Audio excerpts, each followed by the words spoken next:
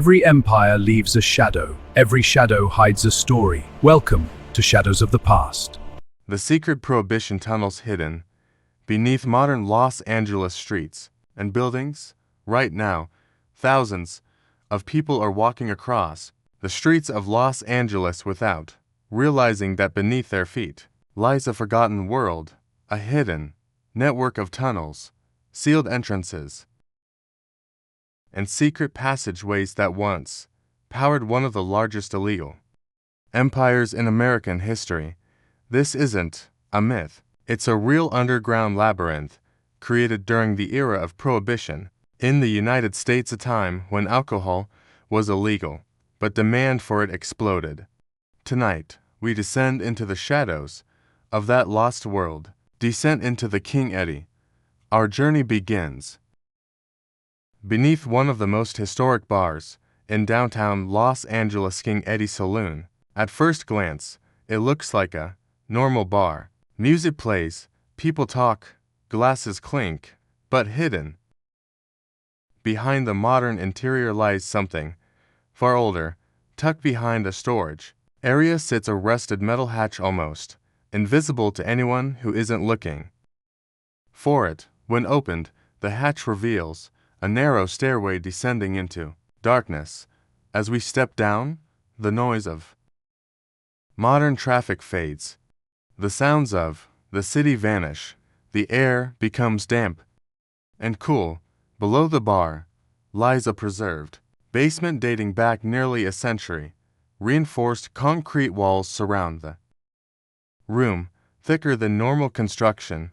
These weren't designed for comfort, they were designed for secrecy. During Prohibition, federal agents were constantly searching for illegal alcohol operations. Businesses needed hidden storage, escape routes, and secret transport corridors. And that's exactly what these basements became. But the basement is only the beginning. Behind a concealed wall lies a narrow tunnel leading deeper underground, part of an 11-mile network stretching beneath the city. The architecture of evasion. In the early 1900s, Los Angeles constructed underground utility corridors to transport electrical cables, communication lines, and maintenance equipment. But when Prohibition began in 1920, criminals saw an opportunity. Bootleggers quietly expanded and repurposed these tunnels, transforming them into a secret highway for smuggling alcohol. Over time, the network grew into an underground grid stretching across downtown. The tunnels were carefully engineered to avoid detection. Concrete walls were reinforced to support the heavy traffic above street cars, trucks, and pedestrians. Hidden ventilation shafts were installed to keep air circulating. But the most impressive feature was sound control. Bootleggers often transported thousands of pounds of liquor through these corridors using carts and trucks to prevent noise from echoing upward into the streets. The tunnels were built with thick curved ceilings that absorbed sound. To anyone walking above, the city appeared perfectly normal, but just a few feet below, a massive illegal supply chain was constantly moving.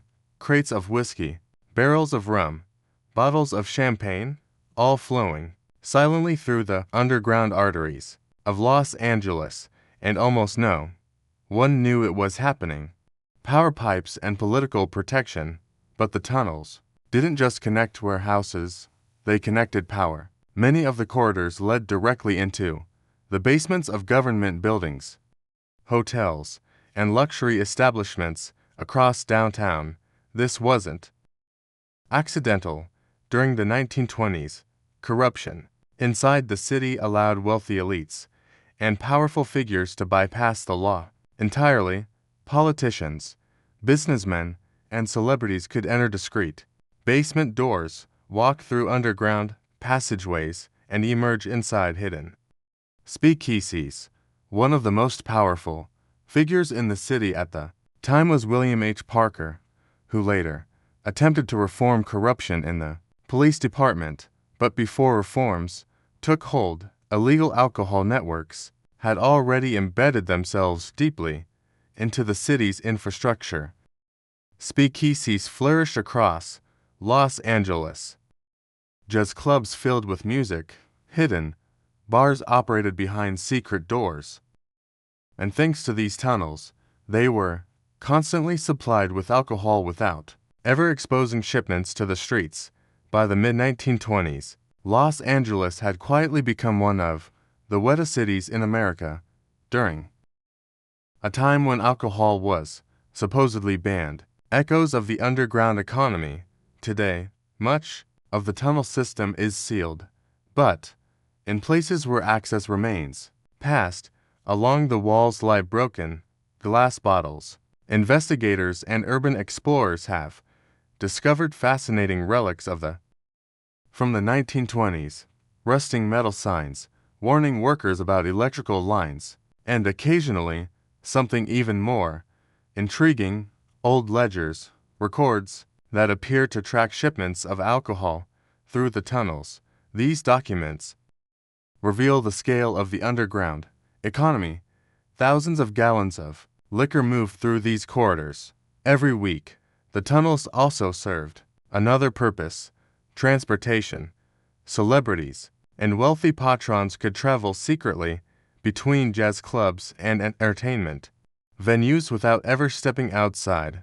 During the Roaring '20s, Los Angeles nightlife exploded with energy. Musicians, actors, and socialites filled underground clubs, where jazz echoed through smoky rooms. Some historians believe famous performers, like Louis Armstrong and Duke Ellington, performed in venues connected to these underground routes. The tunnels allowed guests to move safely between clubs while avoiding police raids. In many ways, the underground network functioned like a hidden city beneath Los Angeles, a shadow economy running parallel to the one above the hidden city. Beneath the surface. Today, technology has allowed researchers to map parts of this forgotten infrastructure. Using ground-penetrating radar and digital mapping tools, historians have traced large sections of the tunnels beneath modern streets. The results are surprising. Thousands of people walking through downtown Los Angeles each day are unknowingly passing over hollow spaces beneath their feet. Beneath sidewalks, parking garages, and office buildings, fragments of the old network still exist. But why haven't they been fully reopened? Part of the answer lies in safety. Many sections have deteriorated after decades without maintenance. Some tunnels collapsed, while others were sealed to prevent unauthorized access. But there's also another reason the city chose to preserve some portions as historical relics.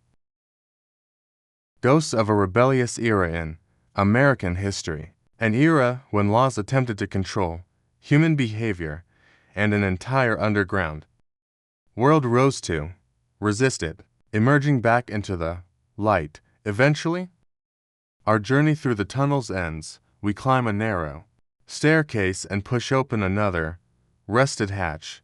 Sunlight, skyscrapers stretch above us in the modern skyline of Los Angeles. Pedestrians walk past without realizing what lies beneath the pavement. Empire built during one of the most controversial periods in American history. The tunnels of Prohibition remind us that cities hold layers of stories beneath their streets. And, sometimes, the most fascinating history isn't found in museums or textbooks. It's buried in the darkness beneath our feet, waiting to be rediscovered.